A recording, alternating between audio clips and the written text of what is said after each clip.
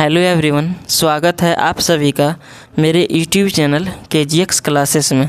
दोस्त, डेली की तरह आज भी मैं इंग्लिश का एक शॉर्ट स्टोरी लाया हूँ, जिसके माध्यम से हम लोग इंग्लिश के grammars rule, vocab, English pronunciation तथा इंग्लिश सेंटेंस का हिंदी में अनुवाद अच्छे से सीखेंगे। आज की जो कहानी है वो बहुत ही इंटरेस्टिंग कहानी है। इसे सुनकर आप सभी को मज़ा आएगा, तो इसे आप लास्ट तक ज़रूर देखिए, है ना।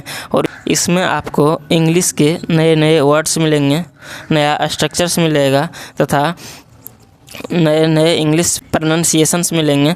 तो इसे आप कॉपी में अच्छे से नोट कीजिएगा, ताकि आपको बाद में फिर दिक्कत ना हो, है ना। तो चलिए, और हाँ, आपने मेरे चैनल को सब्सक्राइब नहीं किया है तो प्लीज़ मेरे चैनल को सब्सक्राइब कीजिए, वीडियो को लाइक कीजिए, वीडियो को अपने दोस्तों के साथ शेयर कीजिए।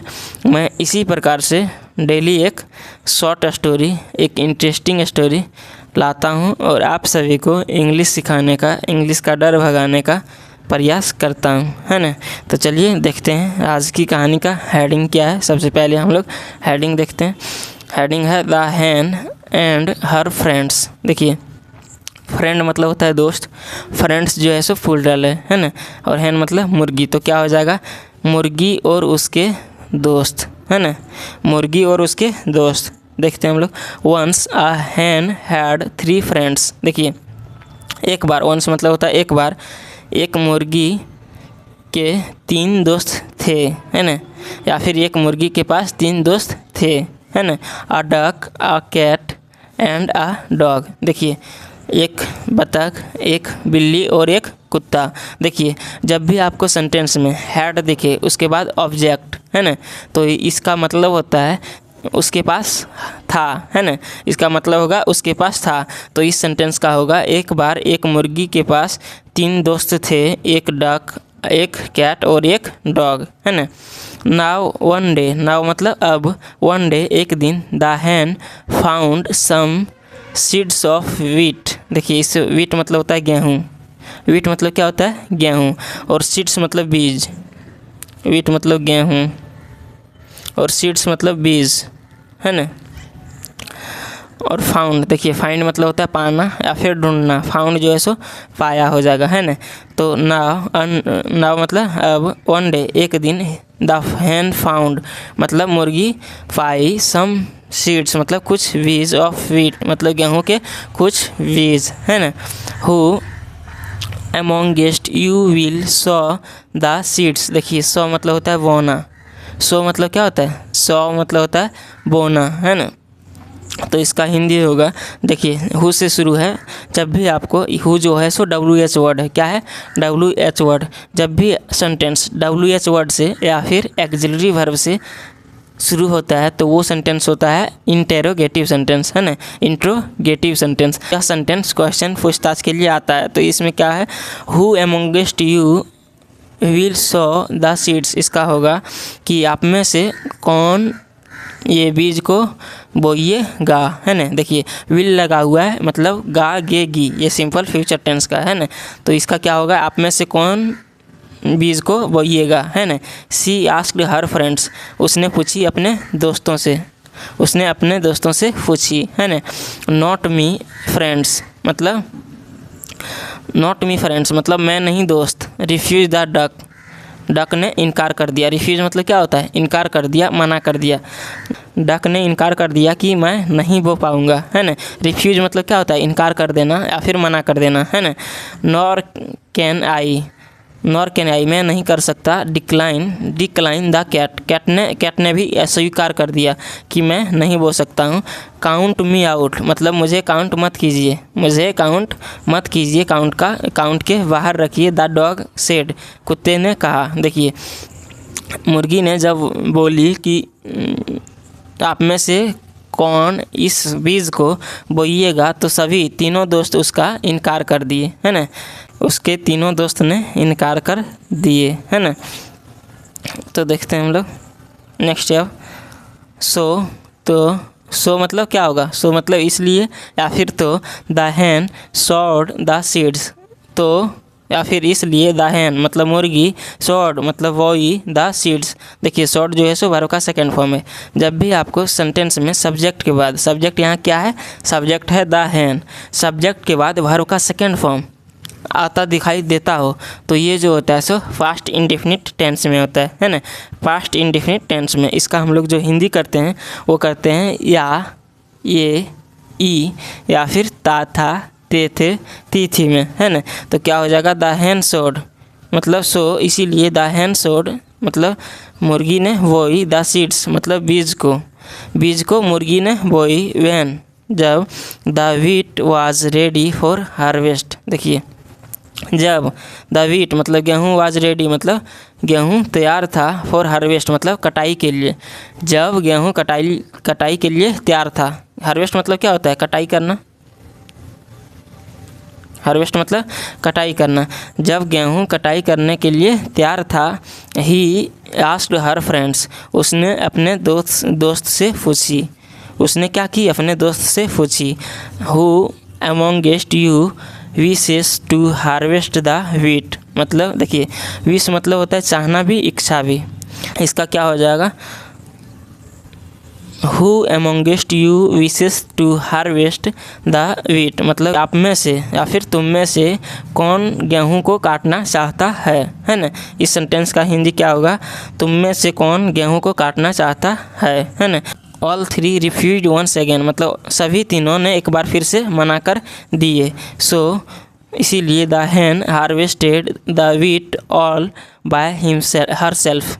देखिए सो इसीलिए द हैन हार्वेस्टेड इसीलिए मुर्गी ने काटी, द व्हीट मतलब गेहूं को, ऑल बाय हिमसेल्फ सभी को खुद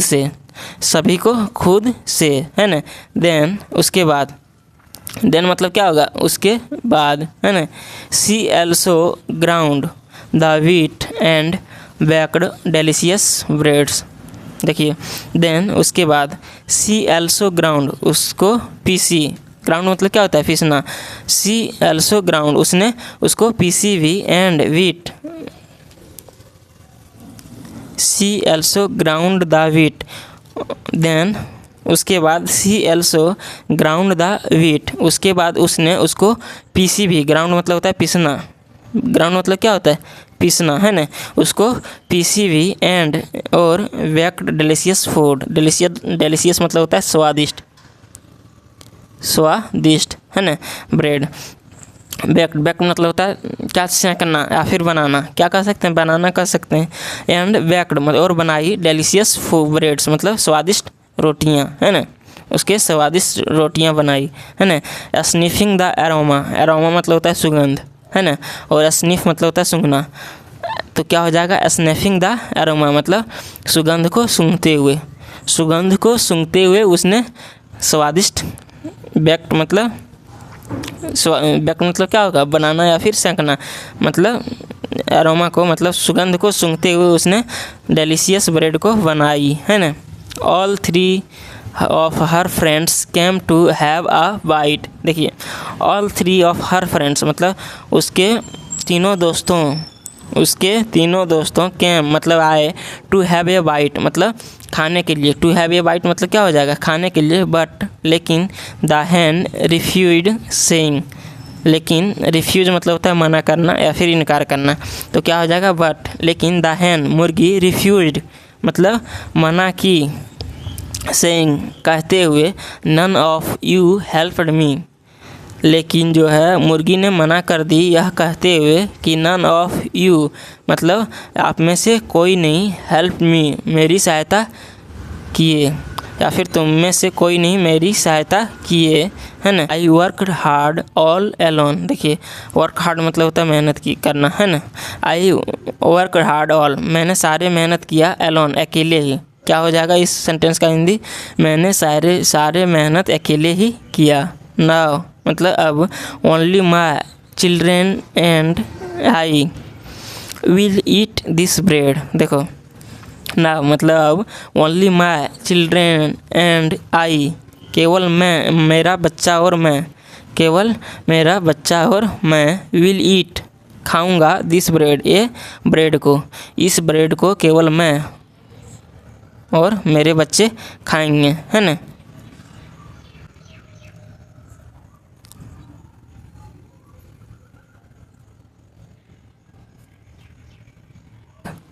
the three friends hung their heads in same and went away. देखिए सेम मतलब होता है शर्म, सेम मतलब क्या होता है शर्म, सेम मतलब होता है शर्म, हंग मतलब होता है झुकाना, हंग मतलब क्या होगा झुकाना। देखिए द थ्री फ्रेंड्स मतलब तीनों दोस्तों हंग मतलब झुकाया, देयर हेड्स अपने माथा को, इन सेम मतलब शर्म से, तीनों फ्रेंड्स ने माथा को झुकाया शर्म से, तीनों फ्रेंड्स ने अपना माथा को अपना सिर को झुकाया शर्म से, एंड वेंट अवे और चले गए, है ना, और चले गए। तो देखते हैं अब इस कहानी का मॉरल मतलब क्या होता है शिक्षा। इस कहानी को देखने के बाद हमें क्या शिक्षा मिला, है ना, देखते हैं मॉरल मतलब शिक्षा। There are no gains without pains. देखिए ज्ञान मतलब होता है लाभ, ज्ञान मतलब क्या होगा लाभ, और पेन मतलब कष्ट, है ना।